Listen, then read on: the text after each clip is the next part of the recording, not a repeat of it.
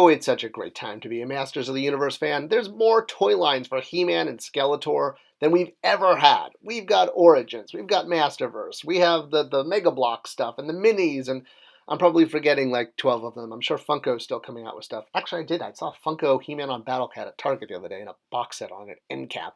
Well, Origins has absolutely dug deep in the character selection, and it's absolutely gone a lot deeper than this YouTube host was predicting, and yes, I didn't think it would last. Prove me wrong, kids. Prove me wrong. But that's just based on observations, not from hoping it's not going to last.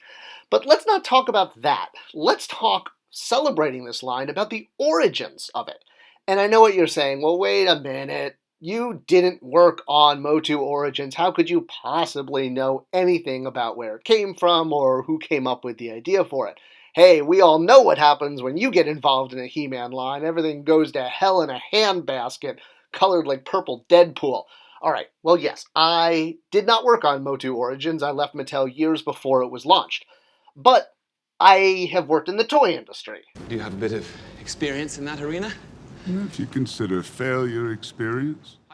And I have worked on MOTU lines, and I have worked for Mattel, the company putting out Origins, and I tend to be able to sort of see sort of through the threads, through the trees to kind of understand trends, and well, you know, it's like sometimes seeing things that other people don't see just because you've had the experience or you have magical powers. Either way, this is what I think happened.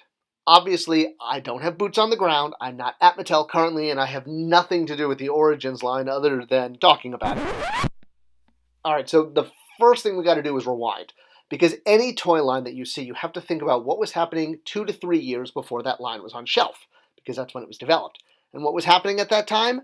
This, DC Primal Rage, right? A MOTU-inspired DC Batman toy. Seems very cool. I mean, you know, from a top-line view, makes sense, and there was comic book content that went along with this. It was basically the whole DC universe reimagined as barbarians, and their main hero, Batman, is riding around on a giant cat, and there's a giant skull-faced castle.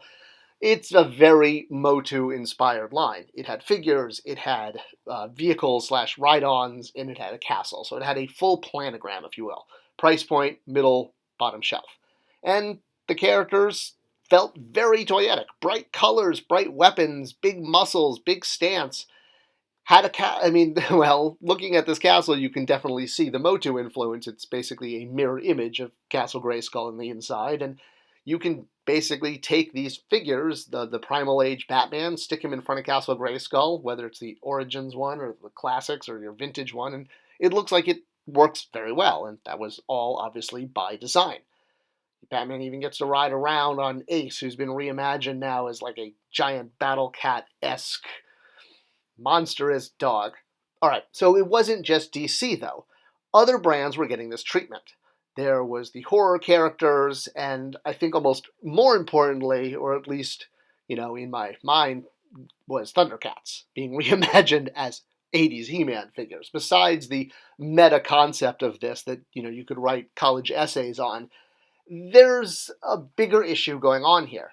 And that is, I guess you could say, the icon of the He-Man stance.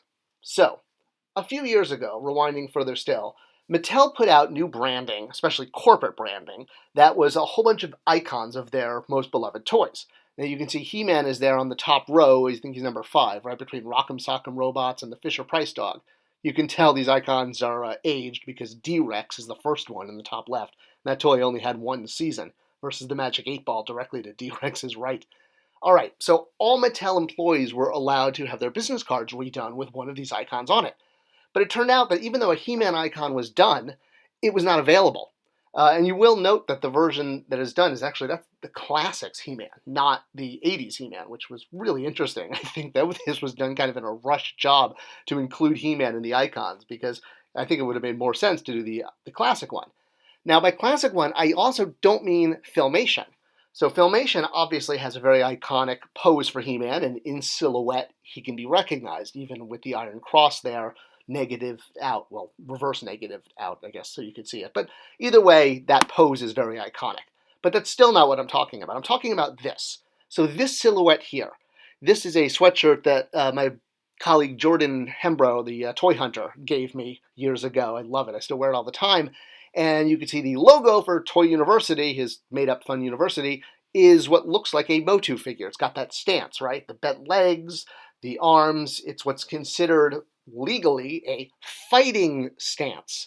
And I say that because during the 80s, when MOTU was hugely popular and a billion-dollar brand outselling Barbie and Hot Wheels and Mr. Potato Head, well, lots of companies wanted to get on board, and one of them, Remco, got the license for DC Warlord characters. If you're not familiar with DC and Warlord, I did a whole video on this.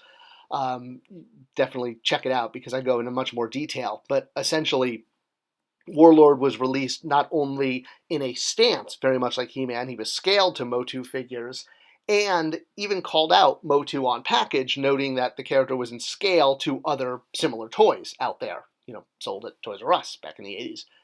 All right, so this led to legal issues, and Mattel actually took legal issues against Remco.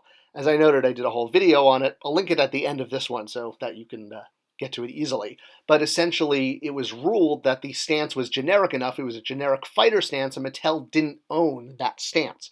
And, of course, that meant that this silhouette couldn't be just He-Man. It couldn't be identifiable as He-Man. And that opened the floodgate for lots more companies to put out essentially 5-inch muscle-stanced figures throughout the later half of the 80s once the lawsuit was found in favor of Remco. The details are actually fascinating. Do check out that video. But one of the other interesting part of that is that Sunman was part of this sort of flood of figures following the lawsuit being won by Remco, permitting other companies to do this. You could see, I think Junkman did a video of all the different He-Man ripoffs from the 80s, so you can go check that out too. Back to the DC Primal Age line. So why, if there were so many lines that were imitators of MOTU, and Mattel had already been told that they didn't have a legal ownership over that stance, meaning other companies could put out their IP in that form factor, if you will, well, why was this DC line such a big deal when, countless other toy companies, including, Sunman, which is now licensed by Mattel? Well, this is the issue. It was sold at Target. Big box retail. Right there in front of everyone. Now, it wasn't because it was a He-Man stance that it was a big deal. It's because Mattel at the time was the DC action figure license, and this license got around that because of the limited articulation and other sort of like loopholes, if you will, in the license. So it was taking away from real estate that Mattel, as the main DC license holder for the action figure category, obviously not a universal license or a master license. They only had categories, and these Funko figures, and I believe it's because of the articulation level or height that it got through, like it sort of fell through what the form factors that Mattel had rights to. All right, so I know I'm doing some deduction here because, again, I was not part of Mattel when all of this happened, but looking at all the facts and knowing what I know about the toy industry, it's sort of the balance of probability. When someone else is intruding on your real estate space, and again, based on my experience, being in the toy industry at multiple companies, this is not a Mattel thing, this is a toy industry thing.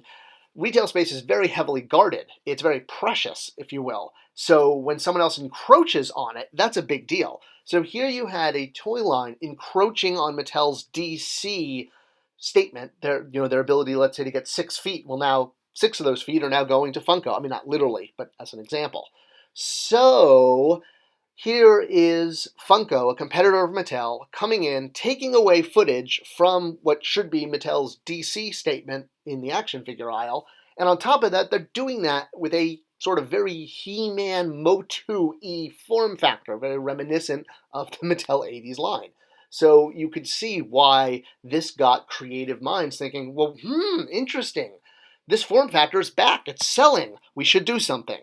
And especially when you see Thundercats. So there you see Thundercats reimagined as MOTU characters from the 80s. And I imagine the brand managers 3 years before Origins came out were looking and saying, we should be doing this too.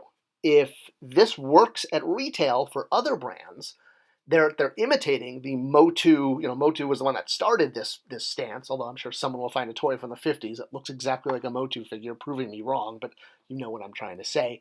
So essentially, yes, if this form factor could work for DC and be at retail, well, nobody, well, rather everyone in the toy industry is kind of like, Scroob when he's, president of Spaceball. No one wants to make decisions without proof, and whether it's a marketing report or in this case actual retail space and being seen, there you go. That's the proof in the pudding that this form factor was selling at retail. So applying this form factor to Mattel's own IP seemed like the logical thing to do.